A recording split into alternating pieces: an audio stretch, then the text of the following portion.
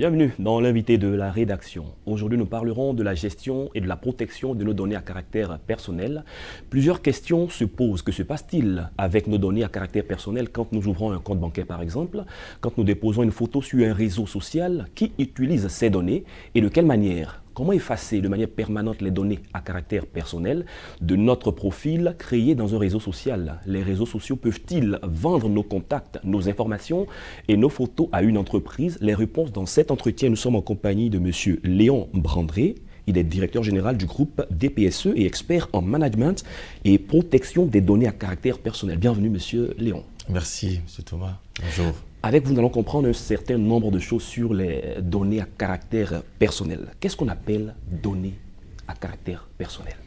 Alors, d'abord, merci pour l'opportunité que vous m'accordez de pouvoir entretenir la population et les téléspectateurs sur la problématique liée à la protection des données personnelles. Alors, quand on parle de données à caractère personnel, il faut comprendre par cela toute information qui permet d'identifier directement ou indirectement une personne donnée. Alors, quand on parle d'identification, votre nom, votre prénom, votre date de naissance, votre numéro de téléphone, c'est des informations qui permettent de vous identifier. Quand on dit Monsieur Thomas de Midi TV, on sait que c'est vous. Indirectement, on a les adresses IP, les numéros de plaque d'immatriculation, les numéros de pièces d'identité auxquels on doit associer d'autres informations pour pouvoir vous identifier. La couleur de la peau, les attitudes de consommation sur les réseaux sociaux, toute information qui va permettre de pouvoir savoir à qui est-ce qu'on a affaire de façon précise par rapport à une recherche donnée. D'accord. Parlons des réseaux sociaux. Quelles sont de façon générale les erreurs que beaucoup d'internautes commettent avec leurs données personnelles, parfois exposées sur ces réseaux-là? Alors, sur ces réseaux-là, effectivement, il y a beaucoup d'erreurs que nos internautes font en exposant leurs informations sans prendre des précautions. Aujourd'hui, vous voyez les jeunes qu'on a l'habitude d'appeler la 4G, quand ils se lèvent le matin, tout leur parcours de la journée est exposé sur les réseaux sociaux. Mais aujourd'hui, quand on va à la recherche d'un emploi, bien que ce n'est pas indiqué, les entreprises ont tout de suite le réflexe d'aller sur les réseaux sociaux pour voir comment est-ce que vous vous comportez. Quels sont vos amis, dans quel environnement vous évoluez, comment est-ce que vous postez, qu'est-ce que vous dites. Et ça compte beaucoup aujourd'hui dans les recherches d'emploi. Bon, beaucoup d'erreurs d'exposition de nos informations, d'exposition même des informations ou des photos de personnes. Je vous donne un exemple très simple. On va à une cérémonie, à une manifestation, et puis il y a quelqu'un qui prend une photo. Il ne demande pas mon avis et il poste la photo sur le réseau social. Je n'avais pas besoin qu'on sache que j'étais à cet événement. Mais le fait, lui, de poster cette photo dans laquelle je me trouve sans flouter mon visage, m'expose moi quand lui, il expose ses photos sur ça peut créer beaucoup de problèmes. Ça peut créer beaucoup de problèmes. Ça peut créer des distensions, ça peut créer il y a certains posts sur les réseaux sociaux liés, par exemple, à la politique ou à la critique d'un événement. On en a vu un exemple très simple où il y avait une dame, je ne vais pas dire le nom parce que ce n'est pas ce qui est indiqué, avait demandé une permission ou était sous arrêt maladie et est allée à une manifestation d'un événement politique. Les photos ont été prises, ont été publiées sur les réseaux sociaux, mais ça a porté préjudice à cette personne-là parce qu'il était prévu qu'elle soit à la maison malade. Et elle est allée à un événement qui a été publié sur les réseaux sociaux. Donc il y a un impact positif comme négatif sur ce qu'on poste sur les réseaux sociaux par rapport à la finalité.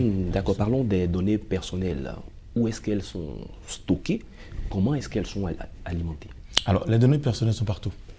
Elles sont partout, mais il faut comprendre dans cette discipline que les données personnelles sont stockées dans des serveurs, dans des fichiers, dans des ordinateurs, à distance à l'étranger qu'on appelle des clouds sur des serveurs virtuels, pour ce qui est question des données numériques. Par contre, on a aussi des données qui sont stockées dans des armoires de façon physique, dans des classeurs, un peu l'archivage. Dans un peu l'archivage. Donc la protection ou les données personnelles, justement en termes de stockage, renvoie aussi à l'archivage et à la gestion documentaire, qui est un autre métier qui prend en compte cette discipline-là pour une bonne sécurisation et une bonne gestion de ces informations. D'accord. Si on parle de sécurisation, on parle de droits également sur nos données personnelles. Quels sont nos droits? Bien sûr, nous avons beaucoup de droits. Le premier droit pour la personne concernée, c'est le droit à l'information. Lorsque vous voulez collecter une information me concernant, des données me concernant, j'ai le droit de savoir pourquoi est-ce que vous collectez ces informations et d'en obtenir mon consentement préalable. Ensuite, on a le droit d'accès. Une fois qu'on a collecté ces informations, on va en faire un traitement. Et celui qui est responsable justement de ces données qui sont collectées là, c'est lui qu'on appelle le responsable de traitement, qui est généralement le directeur de l'entreprise, ou le service chargé de la mise en œuvre du traitement des données qui ont été collectées. Donc le droit d'accès dans cette discipline-là me donne, moi, le contrôle de mes informations, en ce sens que je peux demander à l'entreprise ou à la personne qui a collecté mes informations d'avoir accès à ces informations, de pouvoir les modifier, donc droit à la modification, à la suppression, droit à la portabilité. Aujourd'hui, avec le changement de numéro de téléphone, on a conservé notre téléphone, notre numéro Orange ou Move ou MTN, juste en remplaçant la syntaxe. Parce qu'il y a un droit à la portabilité, donc on peut conserver le numéro en changeant d'opérateur. Il y a aussi le droit à l'oubli numérique sur les réseaux sociaux. On a posté des informations et on a souscrit à un projet ou à un produit. On n'est plus dans cette dynamique-là, mais nos informations sont toujours conservées par ces opérateurs ou par ces prestataires. D'accord. Ici, ces informations sont conservées. Comment peut-on expliquer le fait que parfois on reçoit un mail d'une organisation qu'on ne connaît pas, un message d'une organisation qu'on ne connaît pas, à laquelle on n'a jamais peut-être souscrit, mais qui utilise nos adresses email, nos informations pour nous balancer de la publicité, parfois sans notre consentement? Justement, vous touchez le mot consentement. C'est le principe de légitimité. Recueil du consentement préalable de la personne concernée avant d'utiliser ces données. Donc nous recevons ces informations-là parce qu'on n'a pas donné notre consentement quelque part. À aucun moment, lorsque ces informations ont été collectées, on ne nous a pas informé que les informations qui sont collectées pour telle finalité, nous allons les utiliser pour d'autres finalités. Donc on reçoit ces informations-là parce que ce sont des actions de prospection commerciale de la part de ces personnes-là, ces entreprises qui ont ces données-là, tout simplement parce qu'elles vendent ces informations. D'accord. Sur les réseaux sociaux, est-ce qu'il y a la possibilité de supprimer certaines informations, notamment les photos? Il y a des personnes qui font des photos indécentes sur Internet, sur WhatsApp, et qui ont l'impression d'avoir supprimé, alors que ça peut être stocké quelque part et reconsulté. Alors, c'est un droit que le responsable de traitement ou le service chargé de la mise en œuvre doit pouvoir donner à la personne concernée de demander la suppression de ces informations à tout moment quand elle en a besoin. Effectivement, sur les réseaux sociaux, c'est très délicat parce que quand on parle de big data aujourd'hui, c'est l'utilisation de ces informations-là de façon, on va dire, massive pour plusieurs raisons. C'est l'or aujourd'hui. Et on peut effectivement supprimer ces informations, mais ces informations ne sont jamais supprimées à 100% dans le système.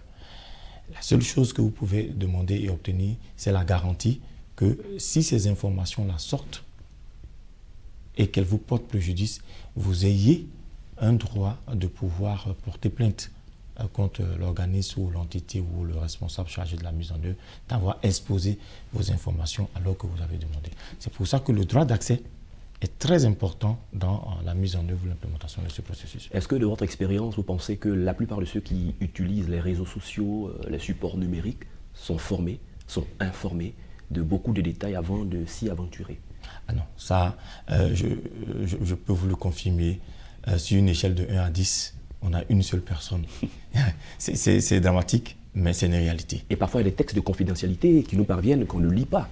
Justement, et qu'on valide pour avancer. Et qu'on valide pour avancer. Il faut lire. Mais ces tests de confidentialité aussi ne doivent pas être mis pour être mis.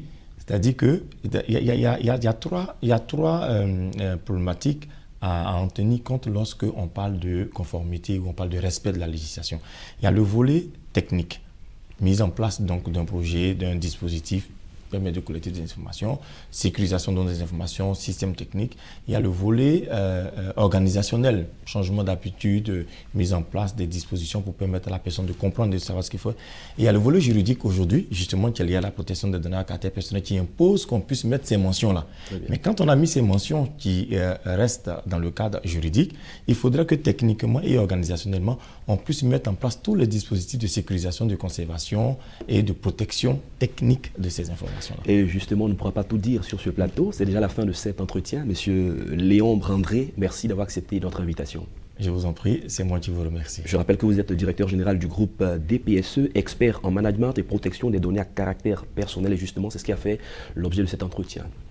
C'est la fin de cette émission. Merci à tous de l'avoir suivi. Bonne suite de nos programmes.